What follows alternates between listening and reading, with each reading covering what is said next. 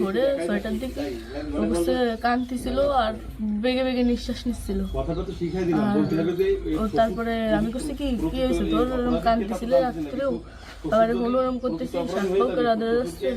তো তারপরে করছে মানে তাহলে আমার সাথে এরকম করছে আর হচ্ছে বাইরে দরজা খুলে দিছিল।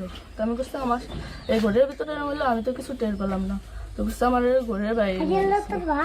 আপনাকে একটা ছোট প্রশ্ন করি, কিন্তু আপনি এর আগে তো টেলিভিশন থেকে আপনার ইন্টারভিউ নিয়েছে, আপনি বলছেন যে রাত 8-এর দিক হয়েছে আনুমানিক, তারপরে এই হয়েছে, আপনি মানে এই মাঝের এই কথাগুলো তো আপনি জানেন না। সুন্দর, এখন আপনার কথা ভালো লাগছে, আপনাকে থ্যাংক ইউ।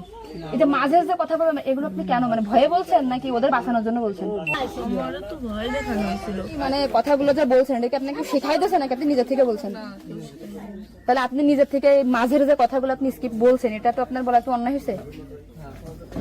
তাহলে আপনি নেক্সট টাইম, মানে আমরা খুব, মানে আমি আপনার ভিডিও 100 বার দেখেছি, 70টা কেন জানি, আজকে দেখেন আমি 10 থেকে আইছি, আপনাদের ওই বাড়ি গেছিলাম আমি, ঠিক আছে? ভয়তে সবকিছু উল্টো পাল্টে গেছে। এক কথায় মানুষ সবসময় বারবার জিজ্ঞাসা করে মাথার ভিতরে উল্টো পাল্টা হয়ে গেছে।